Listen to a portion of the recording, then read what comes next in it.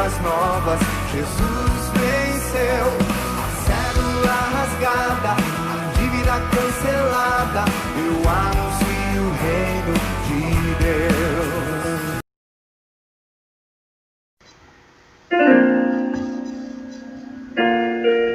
Eu saúdo a você que está me ouvindo com a graça e a paz do nosso Senhor e Salvador Jesus Cristo. Eu quero lhe dizer que é uma honra nesse momento ter a oportunidade de trazer a palavra de Deus para a sua vida. E eu quero compartilhar algo que eu acredito ser um assunto muito oportuno e um assunto de grande urgência, devido à importância daquilo que eu quero tratar nesse momento. O que eu vou falar com você não é a respeito das coisas dessa terra.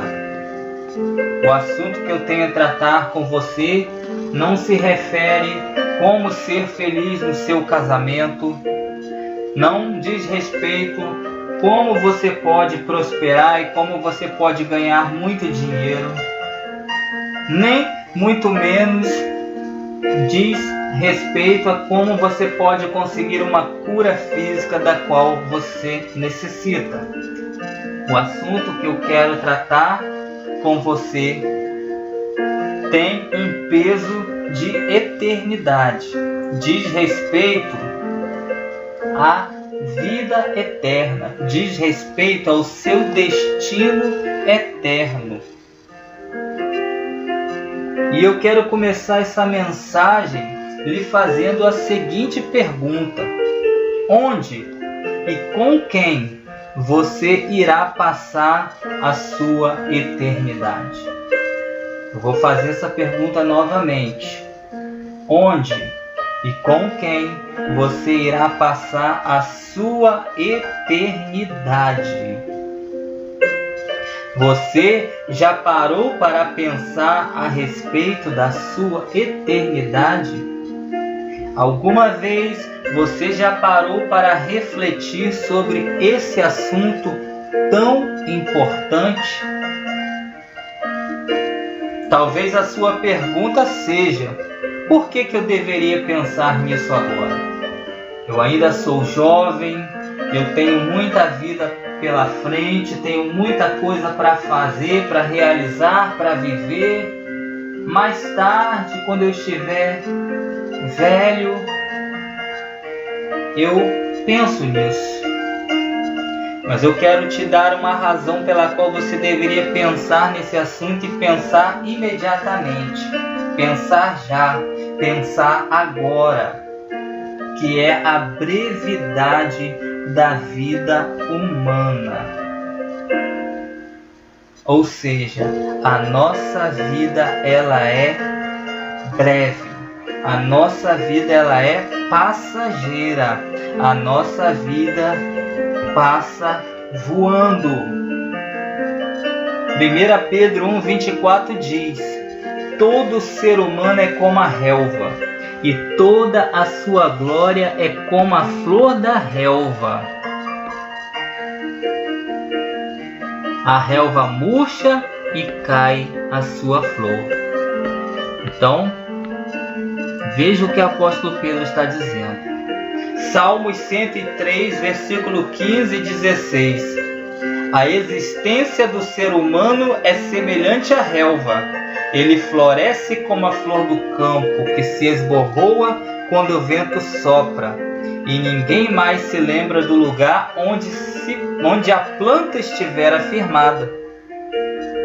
Então, esses textos que nós acabamos de ler, tanto do apóstolo Pedro quanto do salmista, está dizendo que a vida humana ela é breve. A sua existência é curta. O salmista está dizendo que o ser humano é semelhante à relva, que floresce como a flor do campo, ou seja, ele nasce, e vive algum tempo sobre essa terra. Aí o salmista diz que o vento sopra naquela flor e ela é dissipada, ela deixa de existir. Ninguém mais sabe o lugar onde ela estava plantada. Assim é a nossa vida. Nós nascemos e vivemos, e de repente, num belo dia, a morte chega e nós deixamos de existir.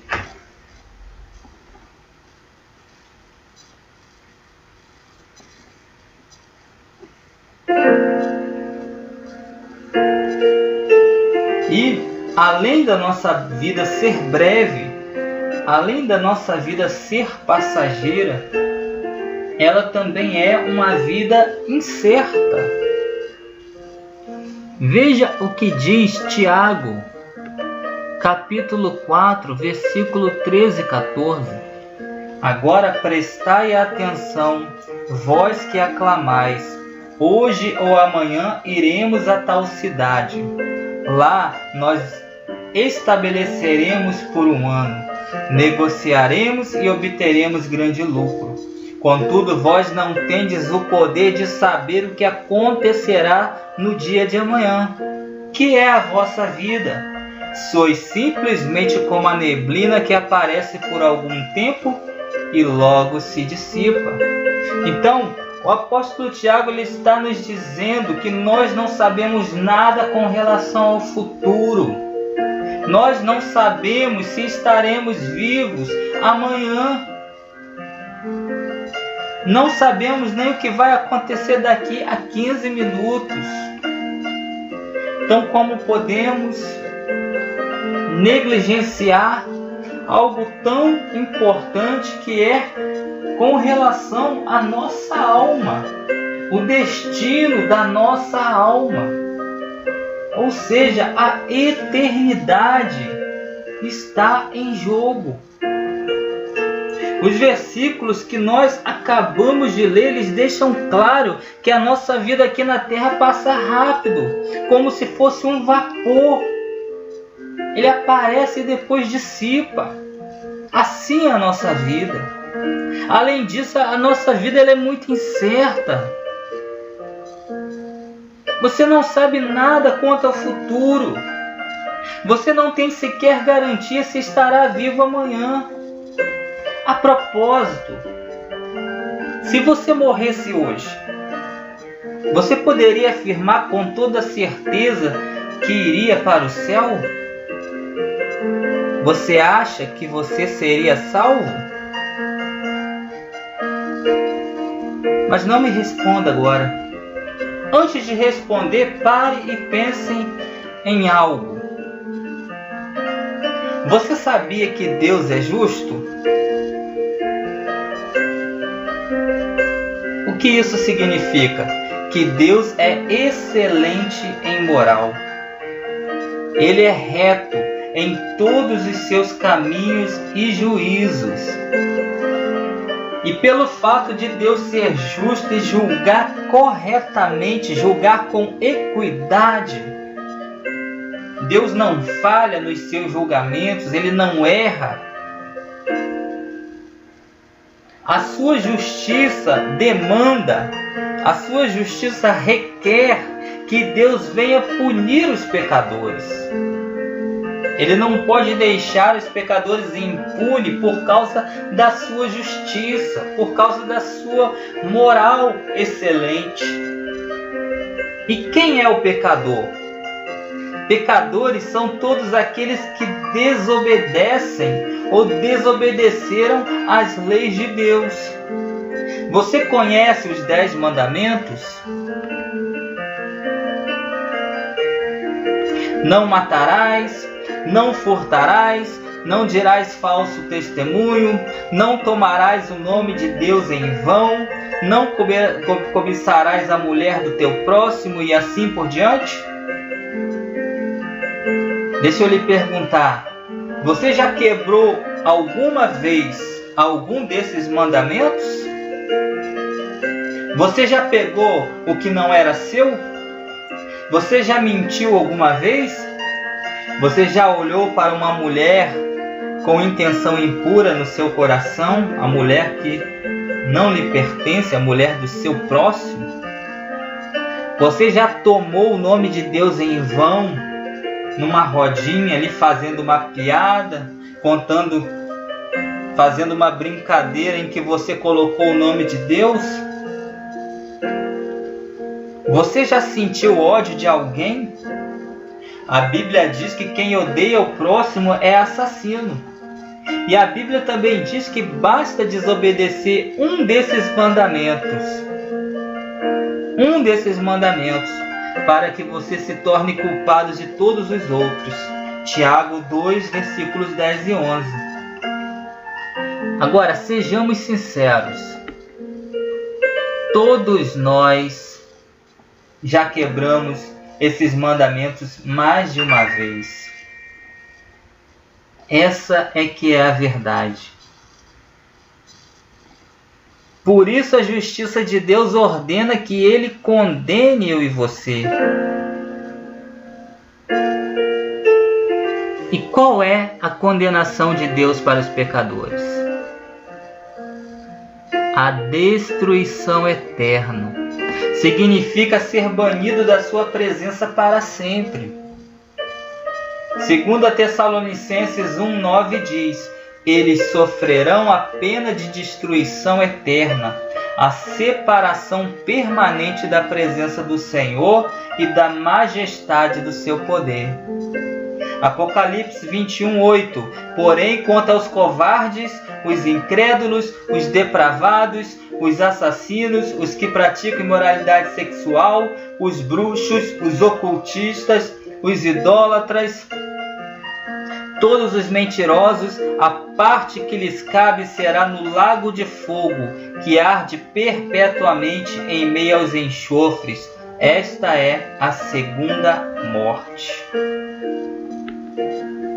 Então, a condenação de Deus para o pecador é bani-lo da sua presença e lançá-lo no inferno, no lago de fogo que arde perpetuamente, ou seja, sofrimento eterno, tormento sem fim, solidão, dor, lágrima, sofrimento que não acaba, que não se finda, que não termina, que dura a eternidade. Você não deveria brincar com algo tão sério. Você está correndo risco. Quando nós falamos de eternidade, nós não estamos falando de 10 anos, nós não estamos falando de 100 anos, nós não estamos falando de 1000 anos, nós não estamos falando de 10.000 anos, de 100.000 anos. Nós estamos falando de uma eternidade, de algo que não tem fim, de algo que não termina, que não cessa, que não se finda. É algo que você não pode imaginar. Séculos e séculos e séculos, milênios e milênios e milênios, sofrendo, sendo atormentados nesse lugar chamado inferno. Mas eu quero lhe dizer que Deus tem um plano para você. Ele tem um plano de salvação. E como nós escaparemos dessa condenação tão terrível? Como nós podemos ser salvos? Veja o que diz Atos 16, versículos 30 e 31. Em seguida, conduzindo-os para fora, rogou-lhes: Senhores, o que eu preciso fazer para ser salvo? Eles prontamente lhe afirmaram: crê no Senhor Jesus e assim serás salvo tu e os de tua casa. Crê no Senhor Jesus. e serás salvo. Crê no Senhor Jesus e serás livre do inferno, livre da condenação. Deus nos ama, por isso Ele enviou o seu único Filho para morrer na cruz pelos nossos pecados. E Ele quer nos guiar com segurança ao caminho da salvação. João 3,16 diz: porque Deus amou o mundo de tal maneira que deu seu Filho unigênito, para que todo aquele que nele crê não pereça, mas tenha a vida eterna. A Bíblia nos ensina que Jesus é o único caminho que conduz a Deus. Não existe outro. Ele é o único caminho. João 14,6: assegurou-lhe Jesus: eu sou o caminho, a verdade e a vida. Ninguém vem ao Pai senão por mim. Somente através de Jesus o homem pode ser salvo. Isso que significa Jesus ser o caminho.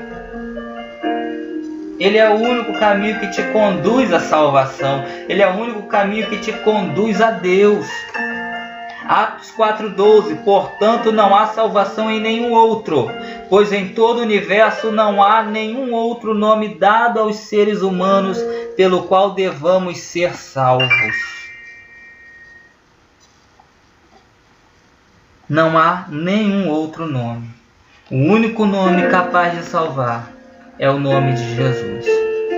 1 Timóteo 2, versículos 3 ao 5 diz: isso é bom e agradável diante de Deus nosso Salvador, o qual deseja que todas as pessoas sejam salvas e cheguem ao pleno conhecimento da verdade.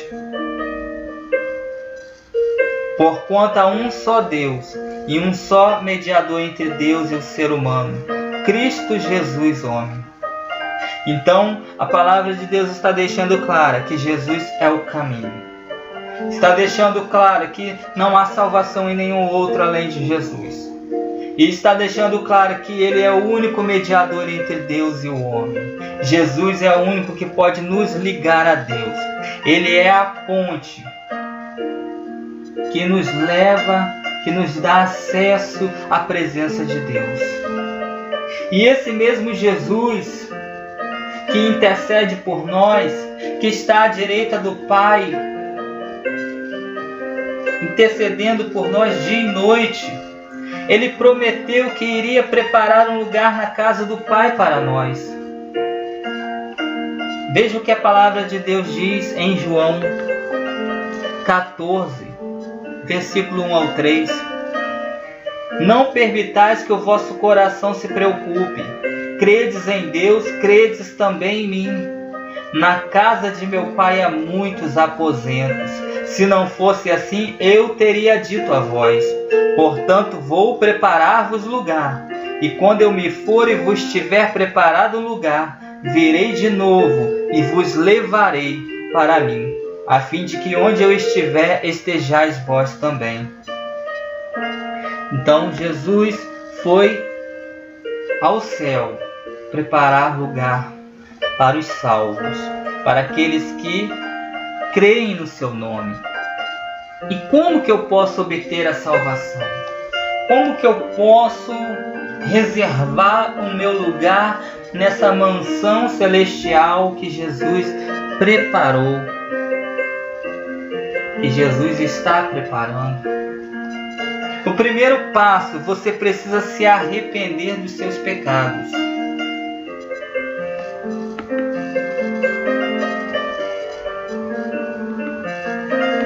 Diz Marcos 1,15: cumpriu-se o tempo e está chegando o reino de Deus. Arrependei-vos e crede no Evangelho. Mateus 3,2: arrependei-vos porque o reino dos céus está próximo. Então você precisa se arrepender. Se arrepender dos seus pecados. E o que é arrependimento?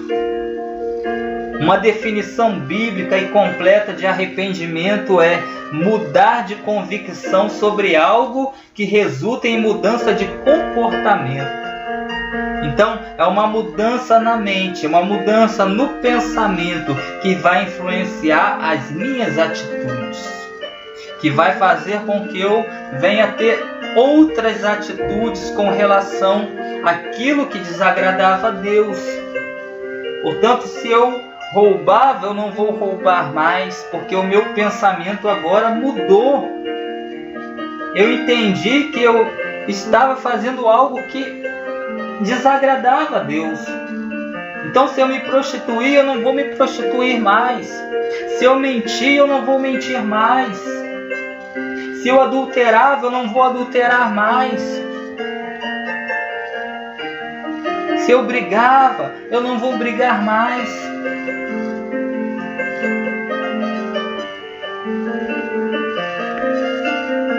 Isso é arrependimento. Marcos 3:8 diz: produzi então frutos que demonstrem arrependimento. Não comeceis a cogitar em vossos corações Abraão é nosso pai, pois eu vos asseguro que destas pedras Deus pode fazer surgir filhos a Abraão. O machado já está posto à raiz das árvores, e toda árvore que não der bom fruto será cortada e jogada ao fogo.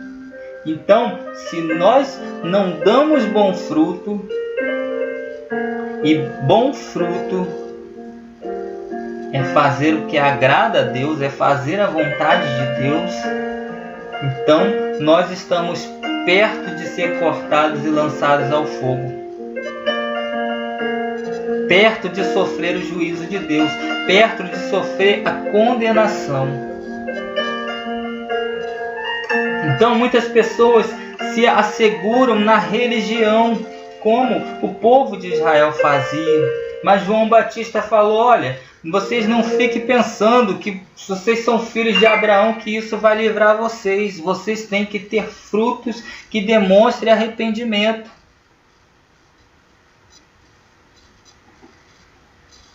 Atos 26, verso 20 diz: preguei em primeiro lugar aos que estavam em Damasco, em seguida aos que estavam em Jerusalém e depois em toda a Judéia, igualmente aos gentios, admoestando que se arrependessem e convertessem suas vidas para Deus, praticando obras que denotassem seu sincero arrependimento.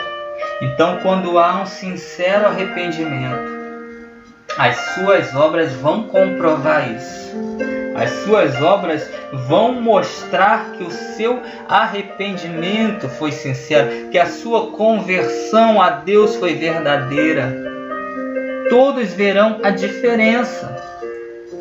Se arrepender significa uma mudança de coração, uma mudança de pensamento e atitude em relação a Deus.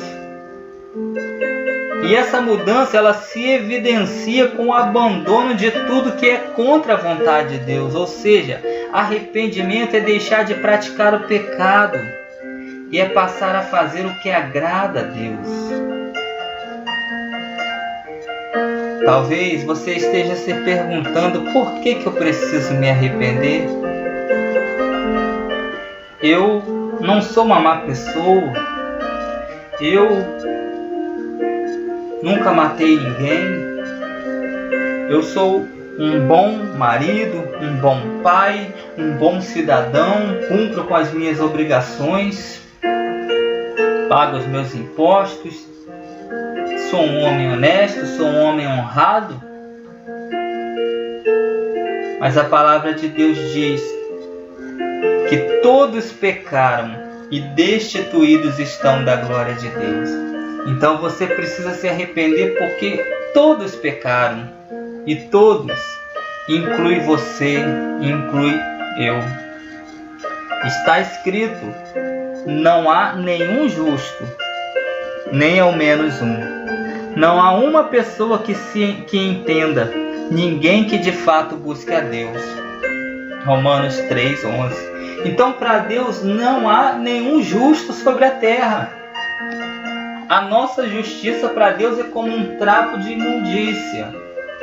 Ninguém poderá ser justificado, ninguém poderá ser salvo baseado na sua justiça própria, nas suas obras.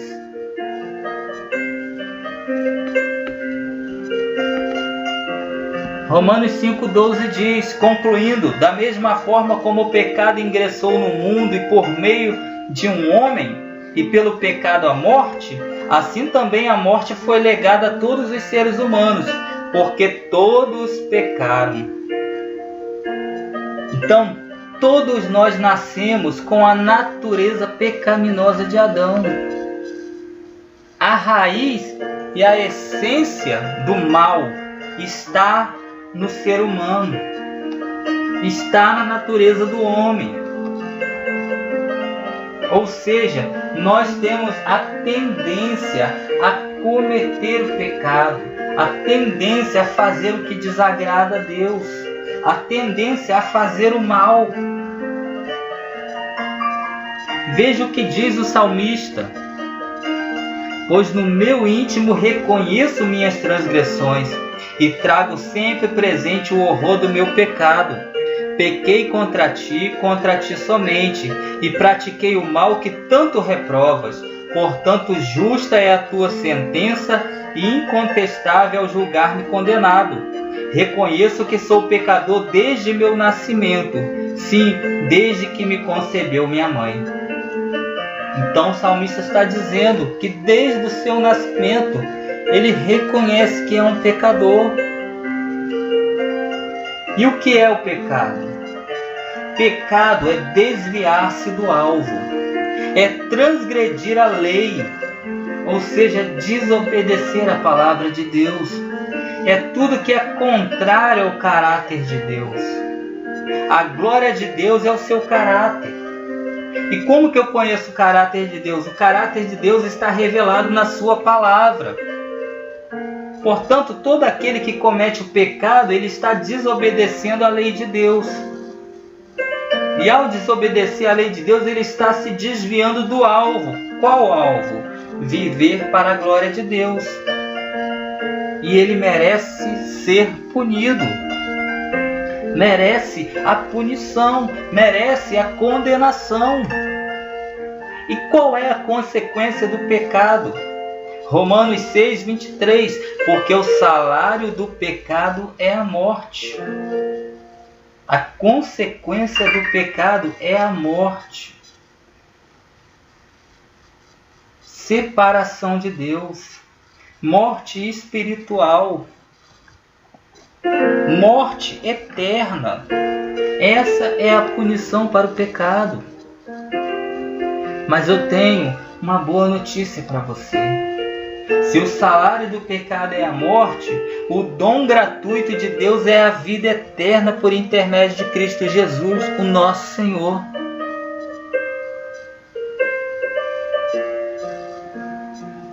O pecado, ele cobra um preço alto, a morte, a destruição da alma, a destruição eterna. Mas o dom gratuito de Deus é a vida eterna através do seu Filho Jesus. Então este é o segundo passo, crer no Senhor Jesus. João 3,15 diz, para que todo que nele crê não pereça, mas tenha a vida eterna. Quem nele crê não é condenado, mas quem não crê já está condenado, porque não acreditou no nome do Filho unigênito de Deus. Romanos 10, 9. Se com a tua boca confessares que Jesus é Senhor, e creres em teu coração que Deus o ressuscitou dentre os mortos, serás salvo.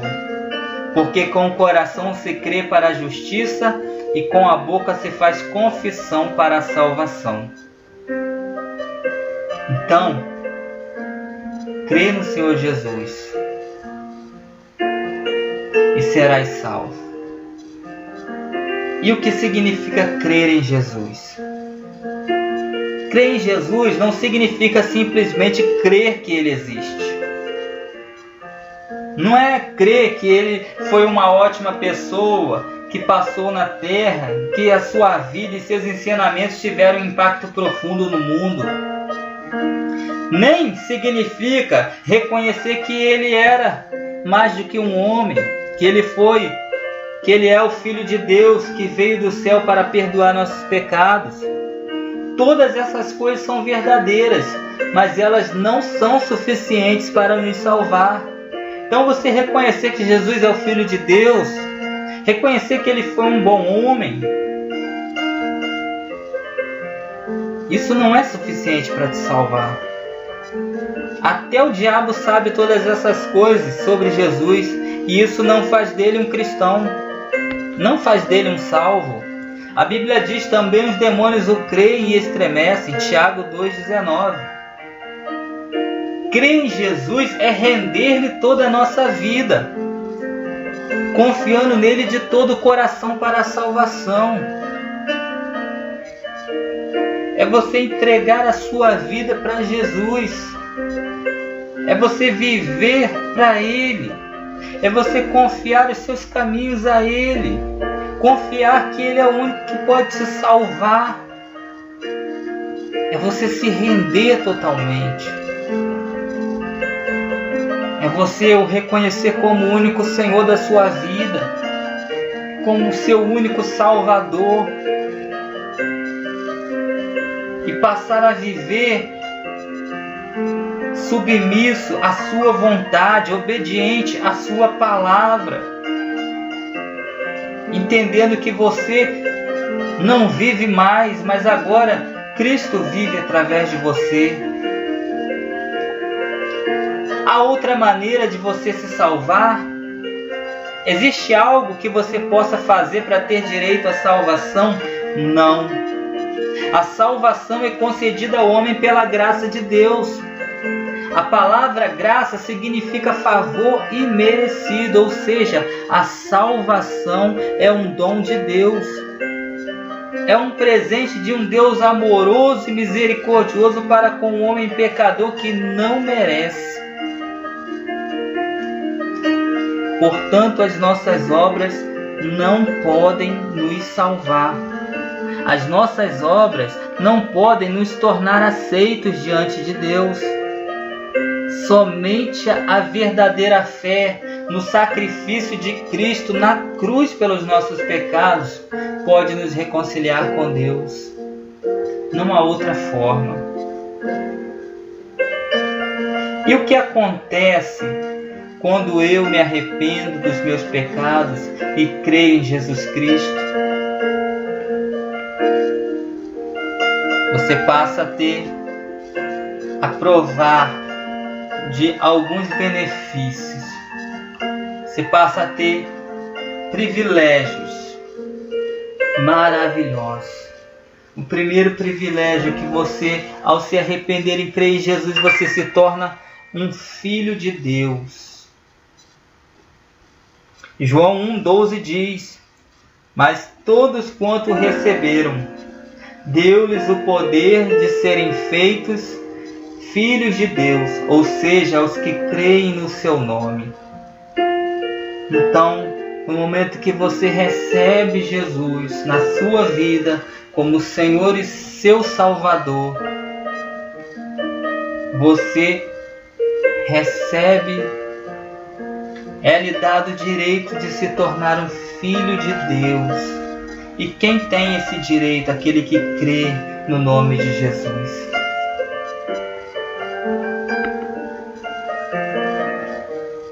Você passa a fazer parte da família de Deus.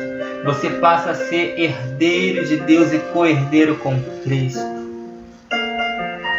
Todos os privilégios, todos os benefícios que estão em Jesus, que pertencem aos da família de Deus, passam a ser seu. Todos os direitos passam a ser seus. A segunda coisa é que ao se arrepender e crer em Jesus, os seus pecados são cancelados. Você não precisa mais viver sobre a acusação, sobre a culpa, sobre a condenação, porque os seus pecados são cancelados, são perdoados, são apagados. Atos 3,19 diz: arrependei-vos, portanto, e convertei-vos, para que assim sejam apagados os vossos pecados. Então, os seus pecados são apagados. Para Deus é como se você não tivesse mais pecado. Seus pecados são lançados no mar do esquecimento. Deus não fica se lembrando mais do que você fez no seu passado. Não, Ele põe um ponto final. Porque Ele já pegou todos os pecados e lançou sobre Cristo. E Cristo pagou na cruz pelos nossos pecados. E o terceiro benefício é que você passa a ter uma nova vida em Cristo. 2 Coríntios 5,17 diz: portanto, se alguém está em Cristo, é nova criação. As coisas antigas já passaram, eis que tudo se fez novo. Aleluias, tudo se fez novo. 2 Coríntios 6,2: porquanto diz o Senhor, eu te ouvi no tempo oportuno e te socorri no dia da salvação. Com certeza vos afirmo que esse é o momento propício. Agora é o dia da salvação. Então, se tornar uma nova criatura, ser um filho de Deus, ter os pecados cancelados, são frutos do novo nascimento, que ocorre no momento que alguém ouve e crê no Evangelho de Cristo, abrindo o coração para Jesus entrar e fazer morada permanente. Jesus não pode apenas entrar no seu coração, mas Ele tem que tomar o trono do seu coração. Ele tem que passar a reinar no seu coração, na sua vida, ou seja, comandar os seus sentimentos, as suas vontades, os seus pensamentos, as suas atitudes. Toda a sua vida agora está no controle dele. Ele é o Rei soberano que domina sobre você, que te guia, que te orienta, que te ensina, que mostra o caminho pelo qual você deve andar. Esse é o novo nascimento. E João 3, 5, 7 arrazoou Jesus: em verdade te asseguro que quem não nascer da água e do Espírito não pode entrar no reino de Deus. O que é nascido da carne é carne, mas o que nascer do Espírito é Espírito. Não te surpreendas pelo fato de eu te dizer: deveis nascer de novo. Se você não nascer de novo, você não pode entrar no reino de Deus. Pense nisso. O que é nascer de novo? É nascer do Espírito Santo de Deus. É nascer da palavra de Deus. Quando você nasceu nesse mundo, você nasceu do relacionamento dos seus pais, de um relacionamento entre o homem e uma mulher. Mas o nascer de novo do qual Jesus está falando é o nascer do Espírito, é o nascimento espiritual, é nascer para Deus. Por quê? Porque nós nascemos mortos espiritualmente.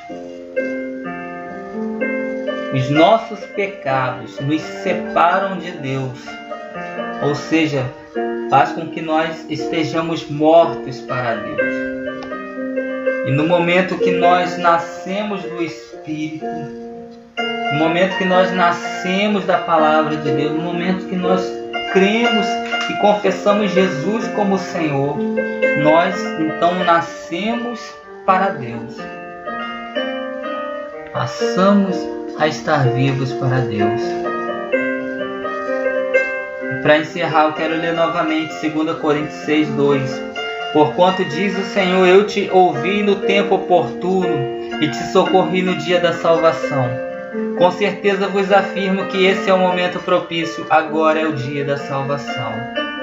Amado, você que está me ouvindo, ouça bem. Hoje é o dia da salvação. O Senhor está dizendo, esse é o tempo oportuno.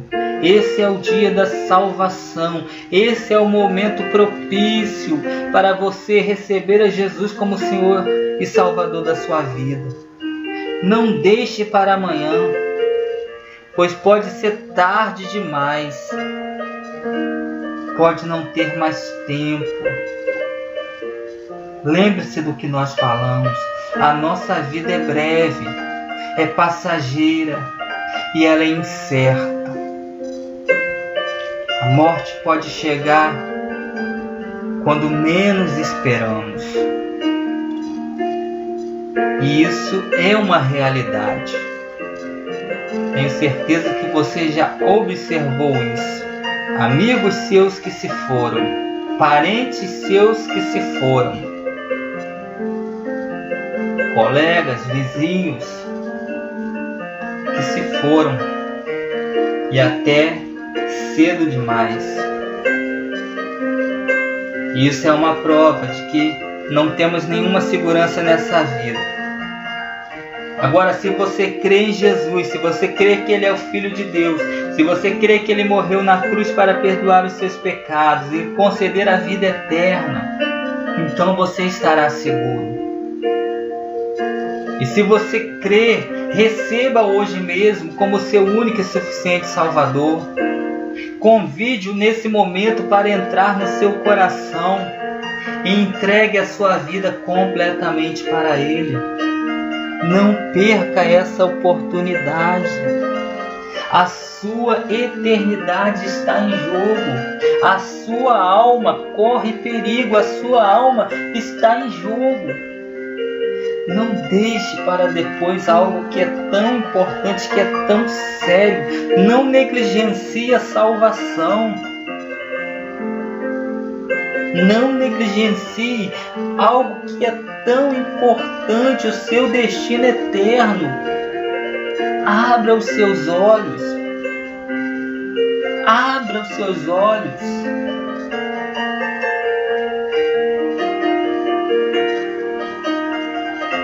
Aceite Jesus na sua vida. Receba a vida eterna. Fique livre da condenação do inferno. Fique livre do sofrimento, do fogo que arde perpetuamente. Fique livre, meu amigo. Fique livre, você que está me ouvindo. Esse é o meu apelo para você. Por favor, não deixe que a sua alma seja destruída, que a sua alma sofra no lago de enxofre, no fogo que arde perpetuamente. Eu lhe convido nesse momento a orar comigo. Curve a sua cabeça. Levemos nosso pensamento a Deus e oremos. Pai, em o nome do Senhor Jesus, nós te louvamos e te agradecemos pela tua palavra, que é verdadeira, que é fiel, que é uma palavra eficaz. Ó Deus, esse teu filho, essa tua filha que ouviu essa palavra nesse momento, eu venho te pedir, Senhor, toca nele agora com teu poder. Toca nele agora com o teu Espírito Santo, Pai. Convença, ó Deus, da necessidade de ter um encontro real contigo. Espírito Santo, convence esse homem, convence essa mulher do pecado, do juízo e da justiça. Espírito Santo, trabalha nessa vida, nesse coração, nesse momento. Deus, que ele não venha negligenciar algo tão importante. Que ela não venha negligenciar algo tão importante, que é a eternidade. Com ou sem Deus. Senhor, tenha misericórdia, tenha compaixão. Salva esta vida, salva esta alma. Escreva o nome dele, o nome dela no livro da vida. Não permita, Senhor, que ele seja destruído. Não permita que ele vá para o inferno, Deus. Deus, em nome de Jesus, ele possa ter entendido a tua palavra e possa se arrepender dos seus pecados e crer em Jesus Cristo, ó Pai. Porque aquele que crê não está condenado, Pai. Não é condenado, diz tua palavra, mas quem não crê já está condenado, Deus. Tenha misericórdia, tenha compaixão. Salva estas vidas, em nome de Jesus. Amém e amém. Bem, querido, eu quero te agradecer por você ter disponibilizado o seu tempo para ouvir essa mensagem da parte de Deus. Eu quero te agradecer pela sua atenção e quero lhe convidar para estar conosco ali na Igreja Manancial de Vida em Mineiros. Nós temos culto todas as quintas-feiras às 19h30 e também aos domingos às 19 horas. E você é o nosso convidado especial para estar conosco. Venha participar de um dos nossos cultos, venha adorar a Deus conosco, venha receber uma palavra, uma oração, venha ser ministrado pelo Senhor.